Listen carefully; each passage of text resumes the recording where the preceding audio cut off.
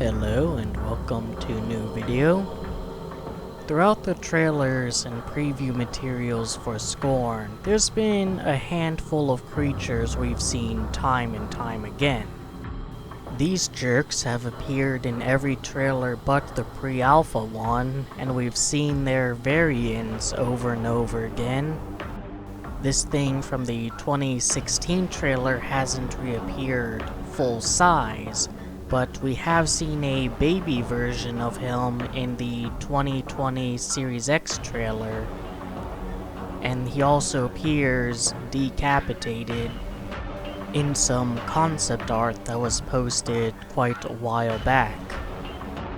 But there is one creature that has been suspiciously missing from published materials ever since it was first shown. And that, of course, is Moldman. The pre-alpha footage of the game presented a very different environment than what we've seen in subsequent materials. And sure enough, we've seen a very different creature than what we've seen in subsequent materials. This sad, lonely, pathetic thing scrunched up inside some gestation sack being pulled around on rails. But why did so many Scorn anticipators think Moldman would not be in the game? Well, simply because one of the devs said he wouldn't be. And that seemed to be the end of it. Why would he lie? Why would he be mistaken? Why would the pre-alpha area even be in the game to begin with when it's so clear that there's been major graphical overhauls? But then March 29th, 2019 rolled around, and they posted this clip of Scorn Guy's hand decaying and reforming, likely some sort of health indicator system. But that's not what caught my eye. What caught my eye is, hey, that looks a lot like the pre-alpha area. Hey, wait a minute, aren't there some mold machines on the sides there? And then May 2020 rolled around, and in the shot of the room with the giant head statues, on the bottom of the stairs was a very familiar looking head. And to top it all off, the 2014 area actually is in the final game.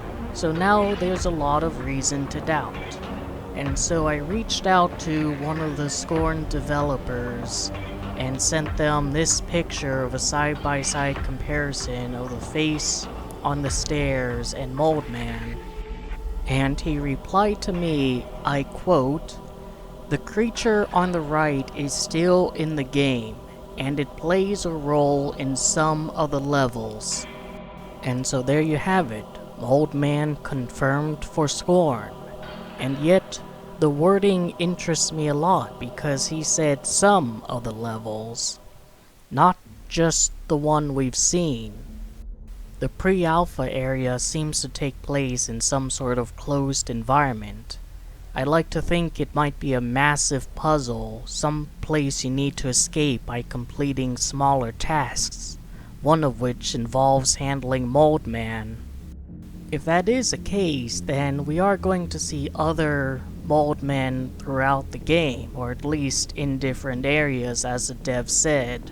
And it would be other Moldmen because from what it looks like, wherever this guy is headed to, it's not exactly a fun place to be. And that does bring up the question of what other Moldmen would be like. After all, he does seem a bit defective. His limbs are sticking out of his gestation sac and his face is only partially formed. He grows out of molds like Scorn people grow out of walls. And it's a basis of a theory of mine on the history of Scorn people reproduction. But whatever the case is, it does seem like this Moldman is going to be used as a resource, a tool in order to continue on in the adventure that Scorn Guy is setting out on. Now, granted, it seems like just about every living thing in this world is a tool, a resource of some sort.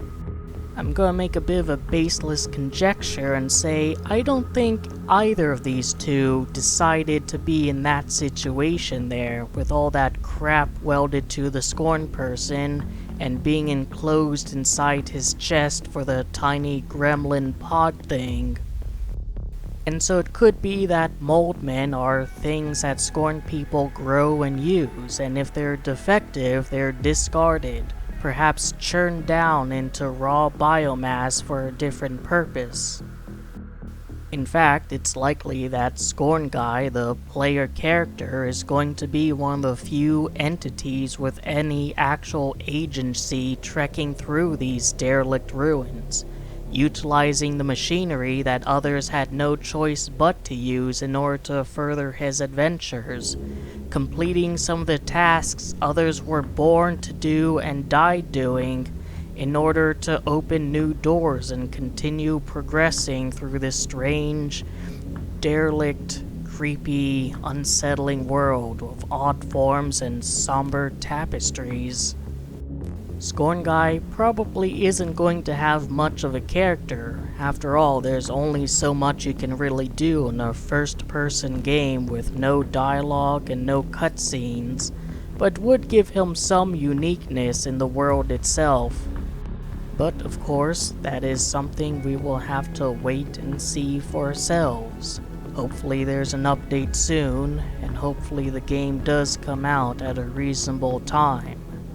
Until then, I hope you enjoyed the video, that gave you something to think about and otherwise entertained you. Take care.